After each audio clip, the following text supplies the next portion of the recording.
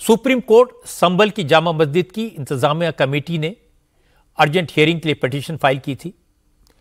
Prayer यह थी कि संभल की कोर्ट ने जामा मस्जिद के सर्वे का जो एक तरफा आदेश दिया है वो प्लेसेस ऑफ वर्शिप एक्ट का वायलेशन है, इसलिए कोर्ट इस तरह के मामलों पर तुरंत रोक लगाए। इस पर सुनवाई करते हुए चीफ जस्टिस की बेंच ने कहा कि प्लेसेस ऑफ वर्शिप एक्ट के मामले में अलग से सुनवाई हो रही है, इसलिए इस मामले को उससे नहीं जोड़ा जा सकता। लेकिन संभल में शांति जरूरी है, इसलिए सुप्रीम कोर्ट ने संभल की जामा मस्जिद को लेकर निचली अदालत में चल रही कार्रवाई पर रोक लगा दी। चीफ जस्टिस संजीव खन्ना की बेंच ने मस्जिद कमेटी से कहा कि वो निचली अदालत के फैसले के खिलाफ इलाहाबाद हाईकोर्ट जाएं और हाईकोर्ट में पिटीशन फाइल होने के 3 दिन के अंदर सुनवाई होनी चाहिए। जस्टिस खन्ना ने कहा कि यूपी सरकार संभल में शांति व्यवस्था बनाए रखे और प्रशासन सद्भाव कायम करने के लिए पीस कमेटीज बनाकर लोगों से बात करे। क्योंकि संभल की कोर्ट में आज ही सर्वे रिपोर्ट जमा की जानी थी, सुप्रीम कोर्ट ने सर्वे रिपोर्ट को कोर्ट में जमा करने पर कोई रोक नहीं लगाई, लेकिन यह कहा कि सर्वे रिपोर्ट सीलबंद लिफाफे में पेश की जा सकती है, रिपोर्ट खोली नहीं जाएगी, उसे सार्वजनिक नहीं किया जाएगा। हालांकि आज कोर्ट कमिश्नर ने संभल की अदालत में सर्वे रिपोर्ट पेश नहीं की है, रिपोर्ट देने के लिए कोर्ट से और वक्त मांगा है। सुप्रीम कोर्ट के फैसले पर हिंदू पक्ष के वकील विष्णु जैन ने कहा, सुप्रीम कोर्ट ने केस की मेरिट के बारे में कोई कमेंट नहीं किया है, इसलिए उनकी उम्मीद कायम है और वो हाई कोर्ट में मस्जिद कमेटी की पिटीशन का जवाब जरूर देंगे। सुप्रीम कोर्ट ने इस केस में ये कहा है कि जो Jama Masjid committee supreme court आई है वो हाई कोर्ट अप्रोच करे और 3 दिन के अंदर हाई कोर्ट में जब भी याचिका दायर करती है उसके 3 दिन के अंदर हाई कोर्ट में मामला लिस्ट हो। साथ ही साथ एडवोकेट कमिश्नर की जो रिपोर्ट है वो सील कवर में दाखिल रहेगी कोर्ट के सामने। और साथ ही साथ ये कहा है कि लॉ एंड ऑर्डर, पीस और हार्मनी मेंटेन रखने के लिए सारे जो स्टेप्स अप्रोप्रिएट है वो लिए जाए। निचली अदालत के फैसले पर किसी तरीके की रोक लगाई गई है? कोई रोक नहीं लगाई गई निचली अदालत के फैसले पे। और साथ ही साथ कोर्ट ने कहा है कि आप इस ऑर्डर को हाई कोर्ट में चैलेंज करिए और हाई कोर्ट डिसाइड करेगा कि फर्दर क्या course of action. Places of worship act की भी बात हुई सुप्रीम कोर्ट के अंदर, उसको लेकर सुप्रीम कोर्ट ने कहा ये सारी बातें जब वो वाली याचिका की सुनवाई होगी तब आप कहिएगा। मस्जिद कमेटी के वकील को कहा आज उसका कोई औचित्य नहीं बनता है। और मैं एक बात और बताना चाहता हूं, कोर्ट ने केस के मेरिट्स पे कोई कमेंट ऑब्जर्वेशन नहीं किया। आज जुमे की नमाज के बाद बांग्लादेश में भी जबरदस्त हंगामा देखने को मिला। बांग्लादेश के दूसरे सबसे बड़े शहर चटगांव में इस्लामिक कट्टरपंथियों ने खूब उत्पात मचाया। जुमे की नमाज के बाद हिजबुत तहरीर, हिफाजत इस्लाम और जमात इस्लामी के कार्यकर्ता चटगांव के हिंदू बहुल ठाकुरगांव, कोतवाली और टाइगर पास मोहल्लों में घुस गए। कट्टरपंथियों ने पहले इस्कॉन के खिलाफ जमकर नारेबाजी की।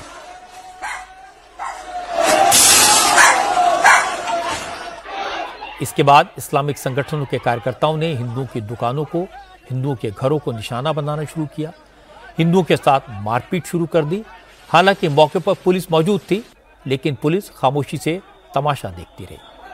इसके बाद जब हालात बेकाबू हो गए तो चटगांव में फौज को तैनात करना पड़ा।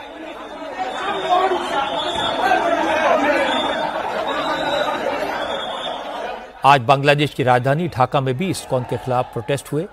ढाका की बैतुल मुकर्रम मस्जिद में जुमे की नमाज के बाद हिफाजत इस्लाम संगठन के हजारों कार्यकर्ताओं ने इस्कॉन के खिलाफ मार्च किया, इस्कॉन पर पाबंदी लगाने की मांग की। प्रदर्शनकारियों ने कहा इस्कॉन एक आतंकवादी हिंदू संगठन है, इस पर बैन लगना चाहिए और इस्कॉन के कार्यकर्ताओं को जेल में डाल देना चाहिए। महाराष्ट्र में नई सरकार के गठन को लेकर सस्पेंस बरकरार है। सब पूछ रहे हैं क्या एकनाथ शिंदे नाराज हैं, क्या एकनाथ शिंदे कोई मांग कर रहे हैं। कल अमित शाह के घर जो रात को मीटिंग हुई उसके बाद कोई ऐलान क्यों नहीं हुआ। हालांकि कल यह तय हो गया था कि देवेंद्र फडणवीस ही महाराष्ट्र के मुख्यमंत्री होंगे। 2 या 3 दिसंबर को मुंबई में बीजेपी के विधायक दल की मीटिंग होगी, उसके बाद देवेंद्र फडणवीस के नाम का औपचारिक ऐलान होगा। यह भी तय हो गया कि Ajit Pawar deputy chief minister बनेंगे, लेकिन Eknath Shinde deputy chief minister बनेंगे या नहीं यह उन्होंने क्लियर नहीं किया, क्योंकि मंत्रालयों के बंटवारे पर फैसला फाइनल नहीं हो सका था। एकनाथ शिंदे ने अमित शाह से मुलाकात के बाद कहा था कि आज मुंबई में महायुति की बैठक होगी, सब तय हो जाएगा। इसमें नई सरकार के पूरे स्ट्रक्चर पर चर्चा होगी और सब कुछ फाइनल हो जाएगा। लेकिन आज एकनाथ शिंदे अचानक मुंबई से अपने होम डिस्ट्रिक्ट सतारा चले गए। अगले 2 दिन तक वो अपने गांव में रहेंगे। शिंदे अब संडे की शाम को मुंबई लौटेंगे और उसके बाद रविवार की रात 8 बजे महायुति की बैठक हो सकती है। इस मीटिंग में मंत्रालयों के बंटवारे पर फाइनल बात होगी। हालांकि बताया गया कि एकनाथ शिंदे की तबीयत ठीक नहीं है। उनके गांव में अमावस्या की खास पूजा होनी है और वो बीमार होने के बावजूद पूजा में शामिल होने के लिए गांव गए हैं। लेकिन असली खबर यह कि शिंदे नाराज हैं, इसलिए वो मुंबई से सतारा गए हैं। शिंदे की नाराजगी किस बात पर है, उनकी कौन सी ऐसी डिमांड है जो पूरी नहीं हो सकी, इस पर जानकारी के लिए हम मुंबई चलते हैं। हमारे संवाददाता सचिन चौधरी हमारे साथ हैं। सचिन, आज क्या जानकारी आपके पास, क्या शिंदे नाराज हैं और अगर वाकई में नाराज हैं तो नाराजगी की वजह क्या है? जी रजत जी, बीजेपी और शिवसेना शिंदे गुट के वरिष्ठ नेताओं से मैंने बात की और विश्वसनीय सूत्र ये बता रहे हैं कि बीजेपी जो है कल की बैठक में उन्हें उप मुख्यमंत्री पद देना चाहती है, लेकिन शिंदे ये चाहते हैं कि उप मुख्यमंत्री पद के साथ गृह विभाग उनकी पहली पसंद है। जो डिपार्टमेंट देवेंद्र फडणवीस के पास रहा है उप मुख्यमंत्री रहते हुए, और वही डिपार्टमेंट उनको चाहिए उप मुख्यमंत्री पद अगर उनको मिलता है तो। कांग्रेस महाराष्ट्र में हार की समीक्षा कर रही है। आज कांग्रेस वर्किंग कमेटी की मीटिंग हुई। इस बैठक में मल्लिकार्जुन खड़गे ने कांग्रेस के नेताओं से खरी खरी बात की। खड़गे ने कहा कि जहां जहां इलेक्शन हुए हैं वहां इंडिया अलायंस की दूसरी पार्टियों ने चुनाव में अच्छा प्रदर्शन किया। जम्मू कश्मीर और झारखंड में सहयोगी दलों की सरकार भी बनी, लेकिन कांग्रेस का परफॉर्मेंस यहां भी बिलो एक्सपेक्टेशन रहा। खड़गे ने कहा, जब लोकसभा चुनाव में कांग्रेस का प्रदर्शन बेहतर हो सकता है तो फिर 5 महीने के बाद असेंबली इलेक्शंस में कांग्रेस की हालत खराब क्यों हुई, इस पर विचार करने की जरूरत है। खड़गे ने कहा, हकीकत यह है कि पार्टी में गुटबाजी और एक दूसरे के खिलाफ नेताओं के बयानबाजी ने चुनावों में नुकसान पहुंचाया। खड़गे ने कहा कि हरियाणा और महाराष्ट्र में माहौल कांग्रेस के पक्ष में था, लेकिन कांग्रेस इस माहौल का फायदा क्यों नहीं उठा पाती, इस पर विचार करना चाहिए। हालांकि कांग्रेस वर्किंग कमेटी जो रेजोल्यूशन पास किए हैं उसमें ईवीएम के मुद्दे को भी शामिल किया गया है और कांग्रेस महासचिव केसी वेणुगोपाल ने कहा भी कि कांग्रेस हरियाणा और महाराष्ट्र में हार को एनालाइज करेगी, लेकिन साथ साथ बैलेट से चुनाव कराने की मांग को लेकर देश भर में आंदोलन भी शुरू करेगी। Electoral मैलप्रैक्टिसेस happened. इन चुनावों में गड़बड़ी के मामले बढ़े हैं। हम हरियाणा में एक टेक्निकल टीम भेज चुके हैं और हम इसे महाराष्ट्र में भी भेज रहे हैं। ये टीम बूथ लेवल पर जाकर ऐसे मामलों का गहन विश्लेषण करेगी। मोदी आज 3 दिन के दौरे पर उड़ीसा पहुंचे हैं। आज भुवनेश्वर में बीजेपी कार्यकर्ताओं को संबोधित करते हुए कहा, उड़ीसा से जीत का जो सिलसिला शुरू हुआ है वो हरियाणा के बाद महाराष्ट्र में भी जारी है। देश के लोग बीजेपी के विकास के एजेंडे को सपोर्ट कर रहे हैं, लेकिन अब सावधान रहने की जरूरत है। मोदी ने कहा, जो पार्टियां किसी भी कीमत पर सत्ता में आने के लिए आतुर हैं वो चुनाव में हार के बाद देश के लोगों को गुमराह करने के अभियान में जुट गई हैं। इन कोशिशों को नाकाम करने की जरूरत है। जो लोग सत्ता को अपना जन्मसिद्ध अधिकार समझते हैं, उनके पास केंद्र की सत्ता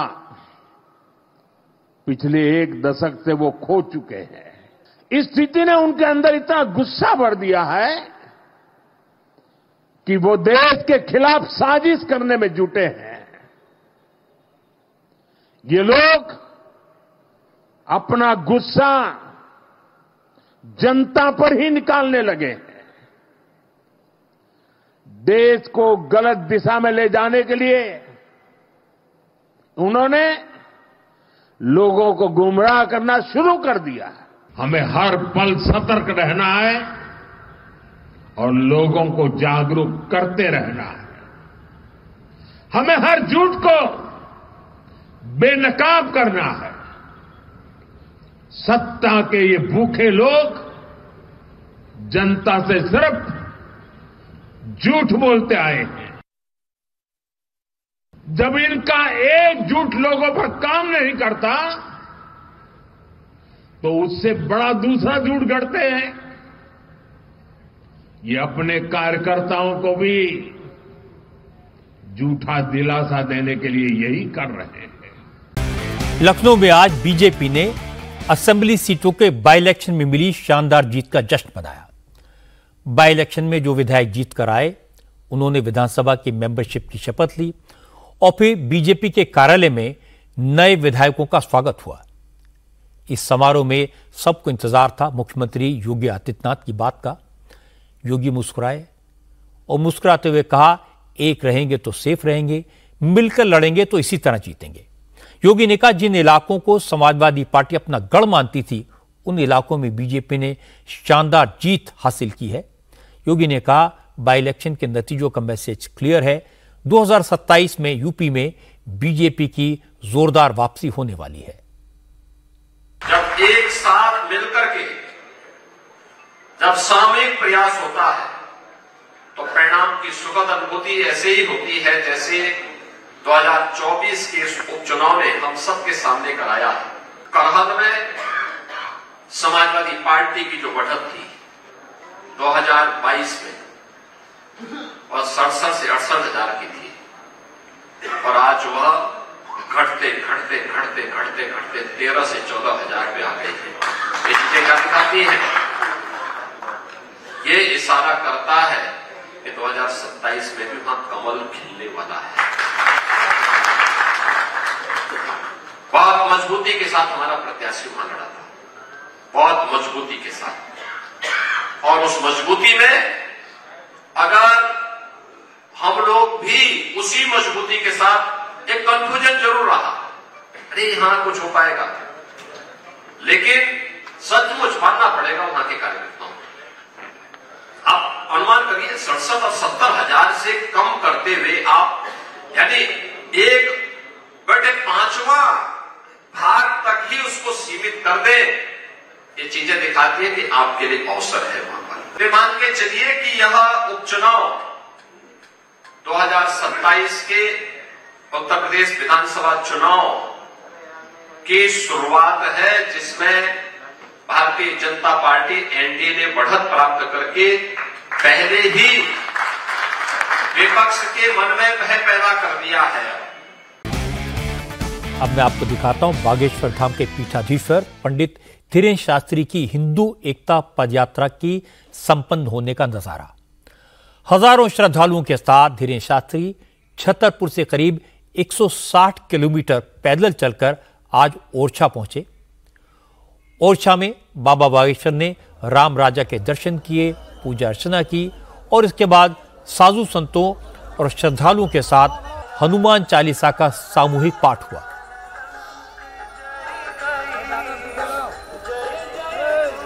क्योंकि आज यात्रा का समापन समारोह था, इसलिए धीरेन्द्र शास्त्री के गुरु जगत गुरु राम भद्राचार्य समेत बड़े बड़े साधु महात्मा ओरछा पहुंचे थे। इस मौके पर पंडित धीरेन्द्र शास्त्री ने कहा, आज तो सिर्फ एक पद यात्रा संपन्न हुई है, वो जातिवाद को खत्म करने के लिए, हिंदुओं की एकता के लिए देश भर में पद यात्रा निकालेंगे।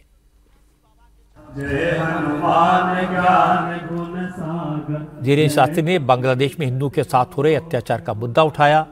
बाबा बागेश्वर ने कहा, बांग्लादेश में जो कुछ हो रहा है वो कल भारत में भी हो सकता है, इसलिए भारत के हिंदुओं को संभल जाना चाहिए।